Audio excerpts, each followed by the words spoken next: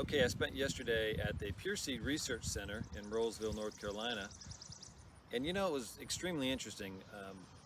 I've been a golf course superintendent for many, many years, but I've never really been to a research facility, and it was kind of interesting to see what they do and how they do it and why they do it. And I just want to take a quick second here to explain what goes on. Um, we just showed a little bit of video about the green and all of the stuff they're doing on the green, and they test for all kinds of different things: disease susceptibility, genetic resistance to disease or insects, um, just a ton of different stuff that they test for. And this plot that I'm going to show you here is a good example of what they do and why they do it. This is a bluegrass plot, and lots of different varieties out here.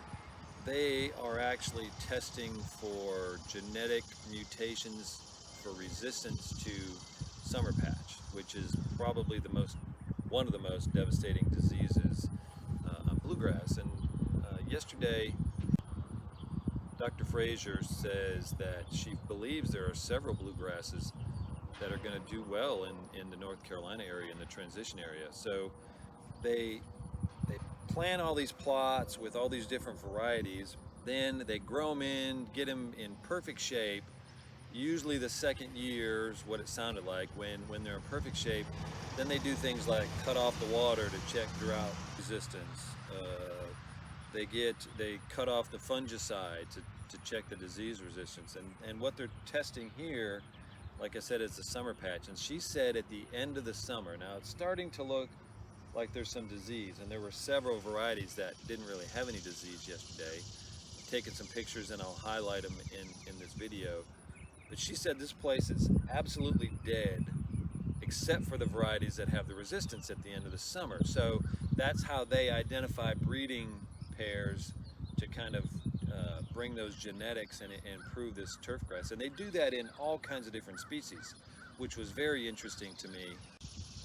So I would say that any research facility does an incredible service to the turfgrass industry and to golfers, in that they are developing new varieties that are more economically friendly, more environmentally friendly, better playability, maybe even just in general overall better for the golfing industry. And that's really what and also home lawns.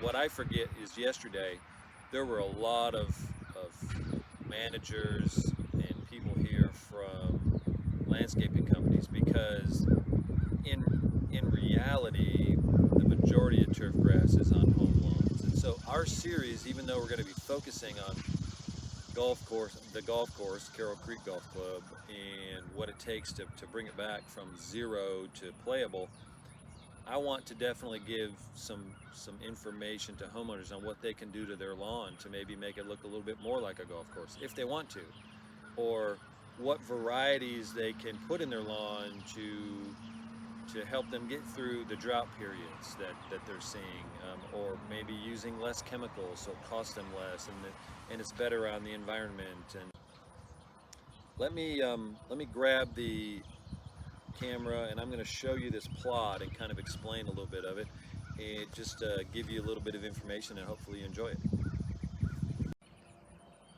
Okay, so I'm walking out on this bluegrass plot, and you can see that the disease has started.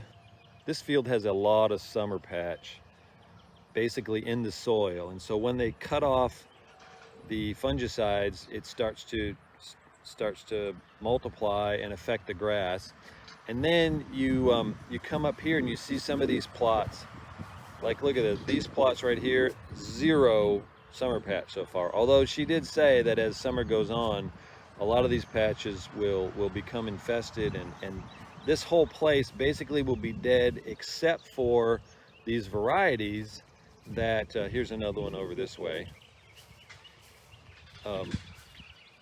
These varieties that are resistant to summer patch, and then they'll breed these varieties, and it can take 10 years for them to do all of the research needed, all the breeding, decide what varieties produce enough seed in order to be viable for companies to make a profit.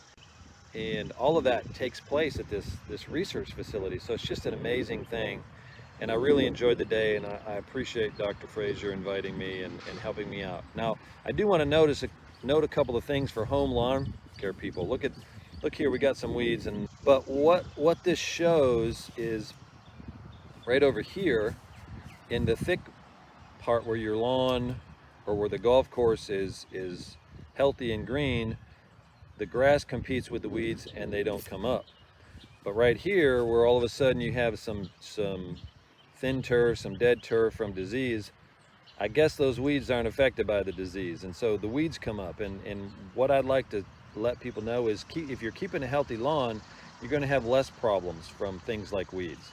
So this whole, let me just show you some more over this way, just some definite summer patch spots. A lot of varieties here that have absolutely nothing, so I'm going to be talking to her about these in case we want to try some of this stuff. So this was just a basic overview of what happens at research facility. This is Pure Seed, East Coast in Rollsville, I guess, and they just do a phenomenal job at breeding varieties to better the golf industry and obviously home lawns as well. One thing I forgot to mention about this whole scenario, being a golf course superintendent that always wants perfect grass, it just pains me that they grow in the grass perfectly and then they just have to let it go. They have to stop maintaining it, or they don't stop maintaining it, but they have to stop putting chemicals on it or watering it. And they watch this grass die, and that just pains me. So it takes a special kind of person to do this research. So hats off to Dr. Melody Frazier and her crew and her staff here at the research center.